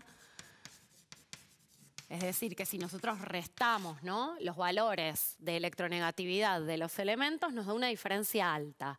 En las uniones covalentes, esa diferencia de electronegatividad va a ser pequeña. Ajá. ¿Sí? Va a ser chiquita. Las uniones covalentes van a darse generalmente entre no metales, entre sí. ¿Sí? Entre no metales entre sí. Decíamos la otra clase también que los no metales en la tabla periódica estaban ubicados acá, eran bastante poquitos. Después teníamos a los metaloides y todos para allá iban a ser los metales, excepto el hidrógeno. Muy bien. Que está dentro de los no metales. Sí. Acá es donde eso se pone en juego. Acordarnos que el hidrógeno es un no metal y que va a ser uniones covalentes es la parte donde generalmente metemos la pata porque está del otro lado de la tabla. Bueno, pero el color lo suelen poner igual a los no metales, ¿no? Sí, el color sí, pero bueno, viste como que intuitivamente, Claro. como está de allá, a los chicos les cuesta fijar. Hay que estar atentos, hay como trampitas. Sí, no es que sea una trampa, No, pero... no sé, pero uno Sí. tiene tiene que estar pensando, atento a esas cosas. Exactamente, bien. Entonces, decíamos, las uniones covalentes van a ser aquellas que se den entre los no metales y al darse entre los no metales van a generar muy pequeña diferencia de electronegatividad, a veces nula. ¿Sí? ¿Por qué a veces nula? Y porque en las uniones covalentes tenemos ejemplos, que ahora vamos a ver, de uniones simples, dobles y triples. Y por ejemplo, en las uniones simples podemos pensar el hidrógeno 2 como un ejemplo. ¿Sí? Voy a poner un ejemplo ahí. El hidrógeno 2 es un ejemplo de uniones simples covalentes. Decíamos antes que el hidrógeno era uno de esos elementos que eran excepción de la regla del octeto porque con 2 electrones solamente van a ser estables porque se va a querer parecer al helio, el hidrógeno. ¿Sí? Entonces va a necesitar un único electrón más para ser estable. En este caso, que vemos que es el hidrógeno gaseoso, el hidrógeno molecular, ¿sí? Es decir, es el hidrógeno que se une con otro hidrógeno. Sí. Si yo resto la diferencia de electronegatividad, no importa el número que tenga, ni siquiera me hace falta saberlo, tiene que dar 0, porque lo que sea que valga, si le resto lo mismo, me va a dar 0. Entonces acá la diferencia de electronegatividad, por ejemplo, es 0. Claro. ¿Sí? Y en este tipo de unión, el hidrógeno, como no hay diferencia de electronegatividad, lo que va a tender a hacer es a buscar compartir un par de electrones. Entonces, las uniones covalentes simples van a tratarse de uniones donde los átomos comparten un par de electrones. Al compartirlo, es como, podemos decirlo, como si ambos creyeran que el otro electrón es propio. Lo estamos personificando al hidrógeno, sí, está bien, pero para entenderlo, ¿sí? Entonces, este hidrógeno va a considerar que tiene este electrón, que es propio, y este otro electrón, que en realidad es de otro hidrógeno, lo va a considerar como propio y va a ser estable. ¿Cómo es que sucede eso? Porque los átomos se acercan. Al acercarse, superponen esta última capa, ¿sí? Donde están los electrones, y entonces al acercarse y al superponer estas capas, es que se da esta cercanía que hace que los átomos consideren que los electrones que están ahí son de los dos. Sí, entiendo. Iba a decir otro ejemplo, pero por ahí confundo. Pero es como si fueran hijitos. Mamá cree que los dos son de ella y papá cree que los dos son de ella. Y en realidad son de los dos. Pues está bien, los comparte, muy bien. Yo ya personifiqué más. Tiene hijitos el hidrógeno. Bien, lo simbolizamos con una sola rayita. Los enlaces covalentes simples los simbolizamos con una línea. Ahora, voy a poner otro ejemplo para que no quede la idea de que únicamente se da entre elementos iguales. ¿Sí? Por ejemplo, una molécula también muy conocida y que la usamos generalmente en el básico, ¿sí? Para trabajar, que es la del agua. ¿Sí? Acá lo que va a suceder es que cada hidrógeno que tiene un electrón va a compartir un par de electrones con el oxígeno. ¿Por qué dibujo ahí arriba? Que no llego. Porque el oxígeno, decíamos, tiene 6 electrones en su última capa, ¿no? Entonces, necesita 2 para ser estable, para llegar a 8. Y cada hidrógeno necesita 2. Entonces, si lo pensamos desde cada uno de los lugares, decimos, este hidrógeno considera que este electrón es propio, es estable. Este hidrógeno lo mismo. ¿Sí? Llegó a 2. Estos 2 hidrógenos ya son estables. Y si lo miramos desde el oxígeno va a considerar que todos estos electrones que están acá son propios también y lo van a hacer estable. ¿Sí? La fórmula escrita así, que sería la fórmula desarrollada de la molécula del agua, que la voy a poner acá al costadito, sería más o menos así. ¿Sí? Simbolizando con una rayita cada par de electrones compartidos. ¿Está Perfecto. bien? Bien, ahí está la unión. Esta es la unión, la rayita. Exactamente. Bien. La unión covalente es simple. Perfecto. Vamos a las dobles. ¿Sí? Ejemplo de dobles. Por ejemplo, vamos a también moléculas fáciles, ¿no? Las que tenemos presente. El oxígeno. Decíamos que el oxígeno, si está escrito así, significa que son 2 oxígenos unidos entre sí. Ahora, decíamos que tienen 6 electrones en su último nivel de energía, por ende necesita 2 cada uno. Entonces, ¿qué van a hacer? Van a compartir 2 pares de electrones. Ajá. Al compartir dos pares de electrones, decimos que es una unión covalente doble. ¿Sí? Sí. Pueden ser átomos diferentes también, ¿no? Sí. Está claro. Y triples, vamos a poner el ejemplo del nitrógeno, ¿sí? El nitrógeno va a tener 5 electrones en el último nivel de energía, ¿sí? Esto es importante. Es simbólico y en términos pedagógicos que simbolizamos a los electrones de este modo, claramente no es que van a estar así específicamente, pero bueno, nos sirve para tratar de entender porque es un poco abstracto, ¿no? Entonces acá es triple, que significa que comparten 3 pares de electrones. ¿Está bien? Entonces tenemos covalentes simples cuando comparten un par de electrones, covalentes dobles cuando comparten 2 pares de electrones, covalentes triples cuando comparten 3.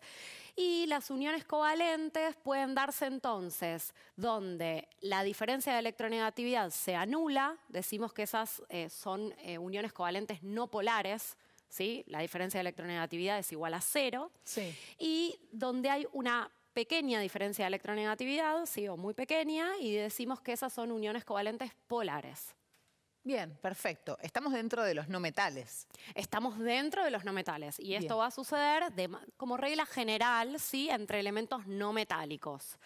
En las uniones iónicas decíamos que iban a darse ese tipo de uniones entre elementos, un metal y un no metal, también como regla general. Hay que saber que hay excepciones, hay bastantes excepciones. Bueno. Pero bueno, para empezar, lo tomamos como regla general. Perfecto. ¿Qué tal si vemos material sobre metales? Si nos metemos con el tema metales, ¿eh? ¿Cuáles son las propiedades de los metales? A ver. El hombre aprendió a trabajar los metales y los metales trabajaron para él. Se los llama metales a los elementos químicos que se caracterizan por ser buenos conductores del calor y la electricidad, poseer alta densidad y ser sólidos a temperaturas normales, excepto, bueno, el mercurio y el galio, y generalmente tener la capacidad de reflejar la luz, lo que les da su peculiar brillo. Las propiedades de los metales nos hacen muy importantes en el mundo actual. Todos los metales son sólidos, duros y brillantes, pero sometidos al calor, muchos se vuelven dúctiles, pudiéndose estirar en tubos o alambres largos o maleables para ser convertidos en láminas. A temperaturas suficientemente altas, casi todos los metales se funden. El metal líquido puede vaciarse en un molde y cuando se enfría, vuelve a ser sólido y toma la forma del recipiente que lo ha contenido. Entre los más maleables están el cobre, el plomo y el oro, el más maleable de todos, tanto que se pueden convertir en láminas súper delgadas. Los metales son buenos conductores del calor y la electricidad, y algunos como el hierro, el cobalto y el níquel pueden magnetizarse de modo temporal o permanente. Los imanes permanentes tienen muchísimas aplicaciones tecnológicas, por ejemplo, en micrófonos, parlantes y computadoras. Bueno, Analía, entonces, ¿cómo son las uniones metálicas? Bien, las uniones metálicas van a darse entonces entre metales, ¿sí? Sí. Lo vamos a escribir acá, así ya hicimos las iónicas, las covalentes, vimos que además las covalentes tenían, ¿no?, simples, dobles y triples, y nos quedan las metálicas, que suelen ser las que más les gustan a los chicos porque son las más fáciles. Ah, bueno. Porque no hay mucho en realidad para hacer. Uniones metálicas, ahí está. Es la que va a darse entonces entre metales. Sí. ¿Qué va a pasar acá? Los átomos van a tender en los metales a juntarse mucho, ¿sí? A armar como una especie de red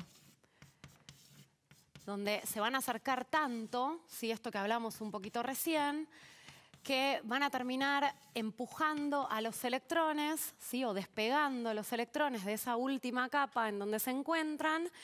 Va a terminar armándose como esta especie de red con los protones y con las cargas positivas, y los electrones van a estar permanentemente girando, ¿sí?, alrededor de todas estas cargas eléctricas. Vamos a decir que forman como una especie de mar de electrones, ¿sí?, donde van a estar en movimiento y donde a partir de la diferencia de cargas eléctricas van a lograr que esto se mantenga unido, ¿no? Porque positivo y negativo en este caso se atraen. Ajá. Entonces, van a estar todos los núcleos positivos y todos los electrones moviéndose alrededor, ¿sí? Como una especie de nubes que van a lograr de esta manera que se mantengan unidos formando esta especie de red metálica. ¿Por eso son fuertes los metales? No. Sí, bueno, Sí, podría ser. podría Se podría ser, pensar, porque son buenos conductores de la electricidad, o sea, esto sí tiene que ver con eso, del Claro. calor, ¿no? Bueno, los tenemos Claro. que imaginar igual, porque esto está en movimiento, ¿no? Hay que pensar que los Claro. electrones siempre se están moviendo. Claro, y por que- eso conducen, está bien, porque... Exactamente. Perfecto. Para que eso suceda, para que estos núcleos se mantengan unidos, ¿no? Y cerquita, estos electrones tienen que estar moviéndose ahí alrededor. Si no, no podrían mantenerse juntos. Sí. Así que las uniones metálicas ya te darás cuenta por qué les gustan a los chicos, porque son bastante sencillas, no hay ejercicios en sí para hacer, entonces generalmente, bueno, es una pregunta que recuerdan que sea entre metales, que los electrones están en movimiento, mantienen unidos a los átomos y ya está, no hay mucho ahí casi para equivocarse. Bien, perfecto. Entonces, ¿llegamos al final de la clase? Llegamos al final de la clase. Bueno, Sí. ¿y cómo la podemos resumir? ¿Con palabras claves? Bien, podemos ver palabras claves. Hoy entonces estuvimos viendo gases nobles, ¿no? Que decíamos que eran estos gases que tenían esta característica tan particular de ser estables, ¿no? De tener un número de electrones en su último nivel de energía que les da una estabilidad y que en todos los gases nobles, excepto en el helio, ese número es el de 8. De ahí que después estuvimos trabajando con la regla del octeto de Lewis. ¿Sí? Que iba a decir esto, ¿no? Que los átomos van a tender a parecerse a los gases nobles para tratar de ser estables como ellos. Y después vimos las uniones químicas, que decíamos son las iónicas, las covalentes. Lo escribí re chiquito, no sé por qué razón, pero bueno. Y las metálicas, que son las que veíamos recién, que eran bastante simples. Y de covalentes habíamos dicho, ¿no? Que estaban las simples, cada vez más chiquito. Las dobles. Se ve igual, ¿no? No lo vamos a ver, ahí está. Y las triples. Ahí está, como para que más o menos quede resumido. Perfecto. Tenemos una placa también, así que no te preocupes si quedó chiquitito. Buenísimo. Porque lo tenemos por escrito. Acá la idea es que aprendan, que se lleven el concepto bien aprendido. Entonces, resumen. Unión es un átomo cargado, positivo o negativo. La electronegatividad es la tendencia de un átomo a atraer hacia sí electrones. La regla del octeto es que los átomos tienden a parecerse al gas inerte más cercano para ser estables. Uniones iónicas se dan cuando la diferencia de electronegatividad entre los átomos es alta. Uniones covalentes se dan cuando la diferencia de electronegatividad entre los átomos es nula o baja. Y las uniones metálicas es la que se da entre los metales. Exactamente. ¿Está bien? Y ahí repasamos un poquito más de las clases anteriores también, ¿no? Tabla periódica, iones, isótopos, electronegatividad. ¡Cuántos nombres! Perfecto, vimos de todo. Bueno, y hablando de ver de todo, hoy es la última clase de este cuatrimestre de la profe de química, porque después se vienen las vacaciones de invierno. ¿Y por qué no aprovechamos para repasar un poco todo lo que vimos en los 3 meses que llevamos acá en Canal Encuentro en Seguimos Educando? Un montón de cosas. Vimos un montón de cosas. Trabajamos mucho con biología primero, Sí. ¿no? Si vos ayúdame a hacer memoria Yo de me todo lo acuerdo, que yo vimos, aprendí ¿no? de Pero todo. en abril habíamos empezado primero con dónde ocurre la ciencia, ¿no? ¿Dónde estaba la ciencia? Y veíamos Sí. que la ciencia ocurre en la vida cotidiana mucho más de lo que creemos o de lo que prestamos atención, ¿no? Y que Sí. está en la cocina, que está cuando limpiamos, que está cuando Hacemos un té. hacemos un té. Cuando hervimos, nos explicaste por qué cuando dejamos la tapa hierve más rápido. Eso. Bueno, de todo de la vida cotidiana. Muy Bien, mucho de eso. Después estuvimos trabajando sobre el agua y la problemática de su distribución, el agua potable, la contaminación del agua. Sí. Vimos que esa contaminación podía ser biológica o podía ser química. También estuvimos viendo cómo podíamos hacer para cuidar un poco, ¿no? de este recurso limitado que es el agua. Después empezamos a trabajar con los seres vivos y empezamos a ver cuál era el origen de la vida, cuándo sucedió que se dio lugar a la formación de los primeros seres vivos y vimos Sí, las vimos unos distintas... experimentos re flasheros, súper interesantes los experimentos que se hicieron en el obviamente en el pasado y muy pasado, para ver si la vida se generaba. Yo dejo un pedazo de carne ahí, se genera vida, wow, antes de saber que se metían microorganismos en la carne. Las teorías de la generación espontánea. Después fuimos viendo las otras teorías, cómo se fueron refutando, ¿no? Cómo se dio lugar a la teoría quimiosintética, que es la teoría, digamos, actual.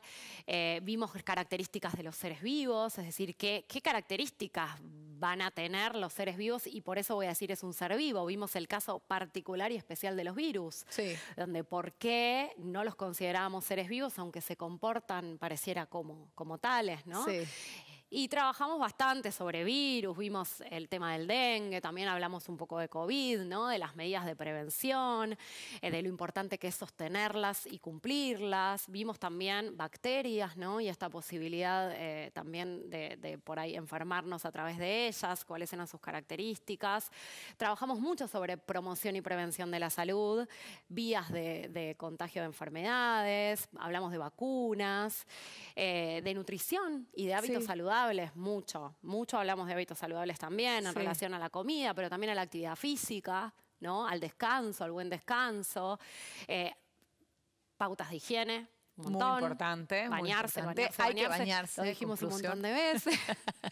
Bañarse seguido, ¿no? Bañarse alguna vez. Claro, sí, todos los días, ¿no? En lo posible todos los días. Después también estuvimos trabajando un poco sobre estereotipos de belleza y cómo a veces estos estereotipos son tan perjudiciales que empujan de algún modo a los chicos y a las chicas, sobre todo, a los trastornos del comportamiento alimentario, algo muy importante para atender y para prestar atención. También empezamos a ver todos los sistemas del cuerpo. Vimos el sistema digestivo, el sistema excretor, vimos el sistema circulatorio, el sistema respiratorio, la importancia de donar sangre, ¿no? Descubrimos los grupos sanguíneos. Sí, entendimos qué significa RH positivo, negativo, A, B. Exactamente. Vimos los sistemas genitales, hablamos de ciclo menstrual, hablamos de fecundación, de técnicas de fertilización asistida. Ay, ¿cuánto que vimos? Ahora que lo voy diciendo así, digo, bueno, es un montón, es un montón. También después estuvimos trabajando con el ADN. ¿No? Los genes, la cromatina, el cromosoma, la diferencia entre unos y otros, la importancia del ambiente y de la expresión de los genes a partir de los factores ambientales. Estuvimos trabajando sobre biotecnología, ¿no? Sabiendo de qué se trata un poco. Hicimos sidra artesanal, como un experimento para demostrar el uso de organismos vivos, ¿no? Para obtener un producto de interés social. Vimos evolución, ¿no? Vimos evolución. Las teorías evolutivas de la mano de Lamarck, con su ejemplo de la jirafa, ¿no? Y después vimos el mismo ejemplo pensado desde Darwin y Wallace, que es la teoría de la evolución, ¿no? Que todavía hoy que está vigente, en el mundo científico. Claro, y la importancia, ¿no? Que tiene la evolución de los seres vivos. Y después ya nos metimos en el mundo de la química.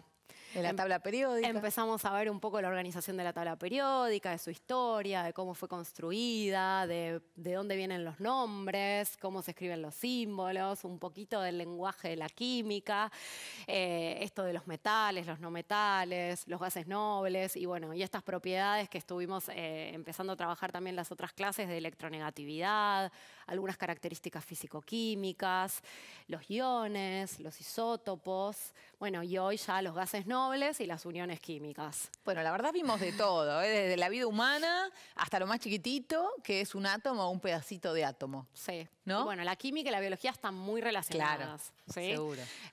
Así que un montón. Bueno, biología es una materia que tiene muchas horas en el ciclo básico, sobre todo, y en realidad físico-química un poquito. Entonces, por eso, mucho más de biología, tal vez que de química y de física, que también algo estuvieron trabajando con la profe Eugenia. Sí.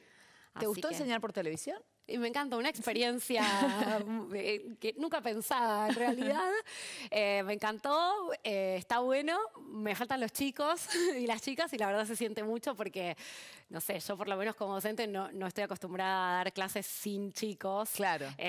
O de modo por ahí en la universidad a veces existen formas de dar clase así, ¿no? Por ahí virtuales o alguna experiencia más parecida a esta, pero la falta de los chicos se nota mucho. es muy notoria. Te faltan las interrupciones, te falta el chiste, las risas, el no entiendo nada, el mirarlos y darte cuenta que todo lo que acabas de decir probablemente nadie haya entendido, entonces volver para atrás, bueno, digamos, sí, se nota y se valora mucho. Sí, bueno, ya nos vamos a volver a encontrar en las aulas. Bueno, yo no, yo les mando a mis hijos, pero vos y los chicos ya se van a volver a encontrar. Sí, bueno, que tengas claro muy que felices sí. vacaciones. Muchas gracias, igualmente. Bueno, y gracias por todos estos 3 meses de trabajo. Gracias a ustedes. Bueno, buenísimo. Muchas gracias a Analía, que hoy dio su última clase de este primer cuatrimestre. Nos vamos a ir a hacer un recreo, pero atención, ponete las zapatillas. Ponete las zapatillas porque enseguida hacemos educación física. Ahora, recreo y enseguida seguimos educando.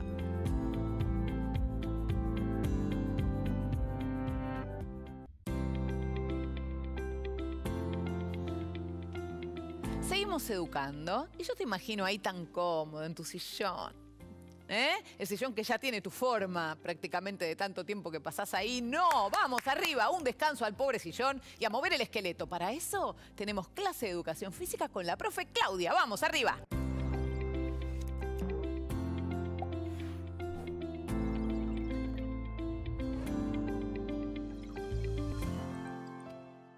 Hola, soy Claudia, profesora de Educación Física. Espero que estén bien. Hoy les traje una nueva propuesta para compartir. Espero que les gusten. ¿Empezamos? Yo desde acá y vos desde tu casa.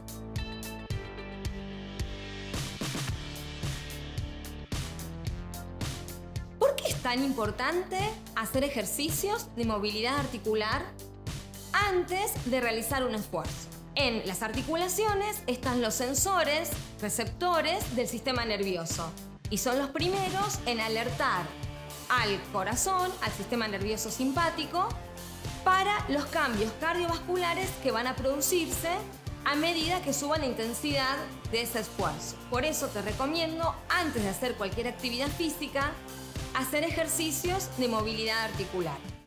Ahora vamos a empezar con los ejercicios de movilidad que nos van a preparar para los siguientes esfuerzos. Aflojamos los hombros, hacia atrás, hacia adelante, circunducciones, hacia atrás, hacia adelante.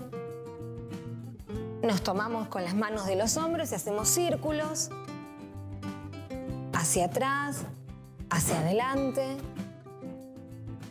Ahora los vamos a dejar en esta posición y vamos a mover como molinetes hacia un lado, hacia el otro. Movemos las muñecas hacia un lado, hacia el otro. Brazos, ahí, aflojando. Agregamos una rotación suave. Siempre empezamos con movimientos suaves. Cintura.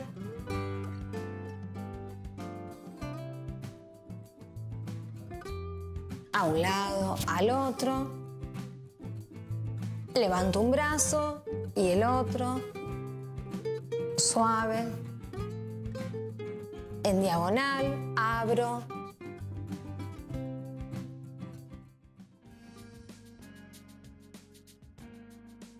Ahora seguimos con los ejercicios de calentamiento.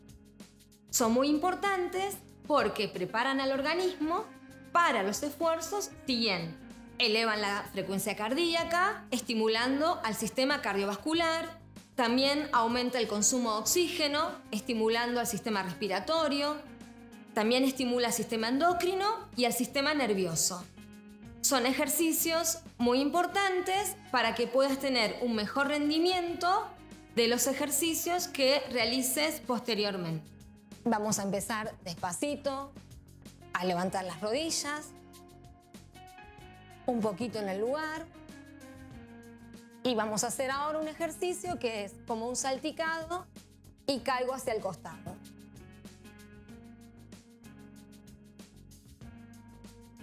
Salticado y caigo hacia el costado.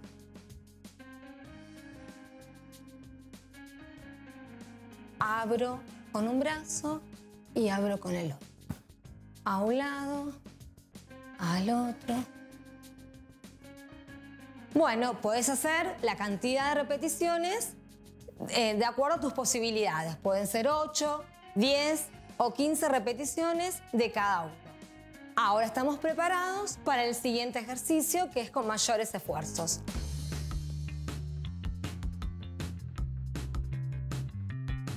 La frecuencia cardíaca es un parámetro cardiovascular muy sencillo y muy informativo, que te va a reflejar la intensidad del esfuerzo.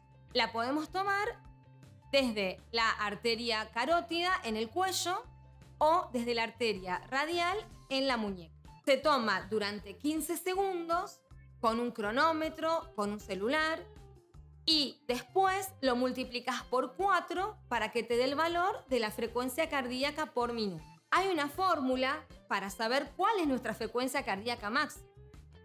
Por ejemplo, a medida que envejecemos, vamos perdiendo un latido por año.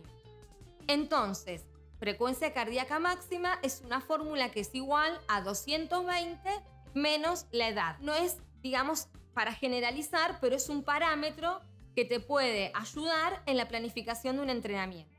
Podemos hacer una planificación del entrenamiento para trabajar ejercicios al 70% de ese máximo de frecuencia cardíaca, teniendo una intensidad baja, y ejercicios al 80% de esa frecuencia cardíaca máxima, teniendo una intensidad más alta.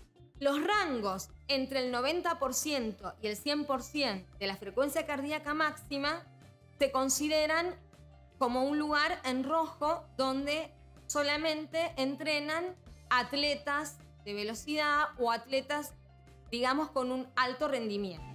Para finalizar, vamos a hacer unos ejercicios de elongación y de estiramiento. Separamos las piernas, tomamos aire, aflojo, mantengo, tomamos aire, estiro, al centro, bajamos a un pie, mantengo, otra vez, al otro pie. Vamos a flexionar una pierna y estirar bien la pierna que está atrás. Mantenemos en esa posición.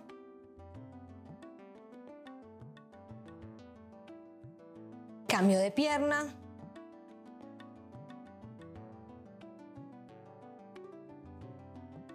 Tomamos el empeine para elongar cuádriceps. Ahí.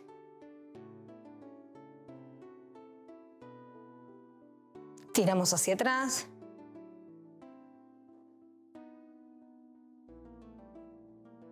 Arriba el codo, estiramos.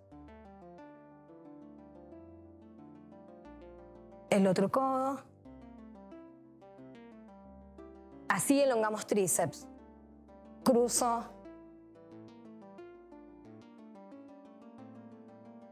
Un brazo. El otro. La cabeza a un lado, al otro. Tomamos aire. Y plegamos a los pies.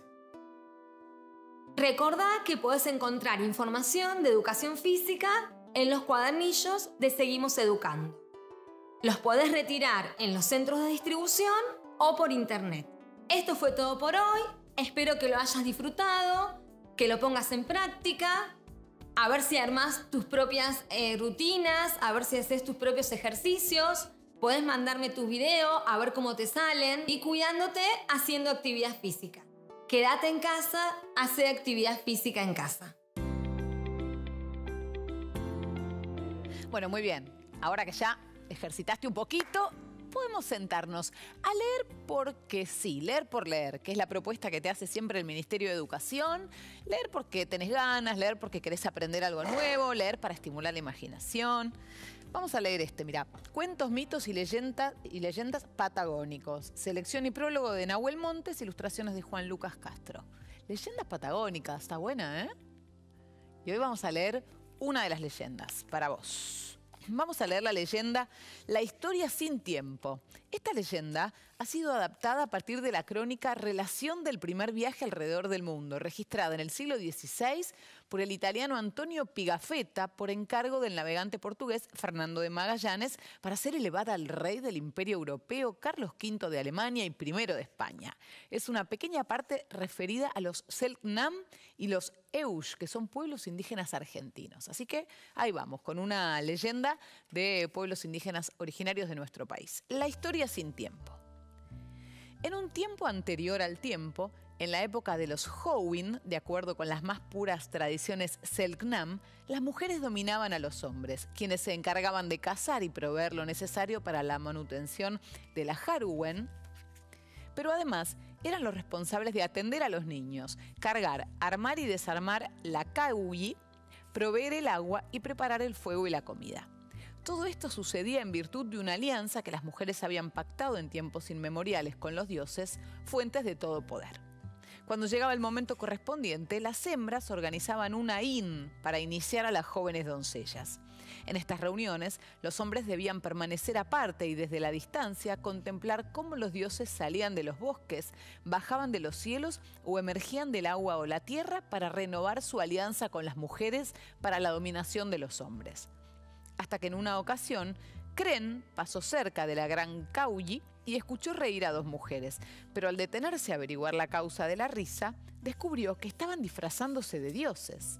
Inmediatamente regresó al cielo y puso sobre aviso a sus pares, y pronto, al comprobarse el engaño, entre todos decidieron eliminar a todas las mujeres, cosa que hicieron inmediatamente después.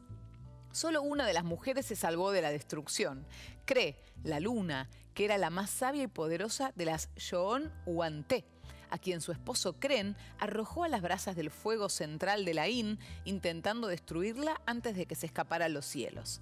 Sin embargo, la diosa logró huir y refugiarse entre las nubes. Por eso la luna tiene la cara quemada y su esposo Kren la persigue eternamente. Y aunque a veces parece a punto de alcanzarla, Kre siempre logra eludirlo.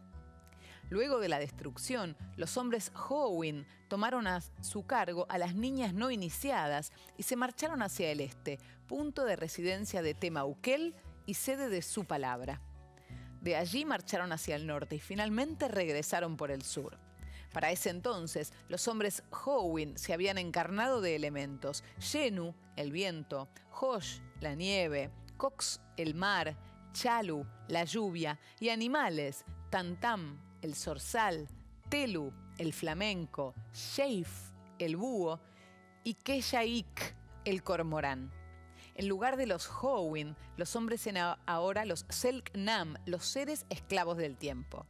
Pero de un tiempo en que los hombres gobiernan, cazan y proveen los recursos, mientras que las mujeres transportan los bienes, arman y recogen la Kauyi, crían a los niños, buscan agua y preparan el fuego, la comida y la ropa. Hoy, cuando llega el momento indicado, las mujeres contemplan desde una distancia respetuosa el Ain organizado por los hombres Selknam y observan boquiabiertas cómo los dioses surgen de los bosques, las rocas, el aire, el agua y la nieve para renovar su alianza con los varones.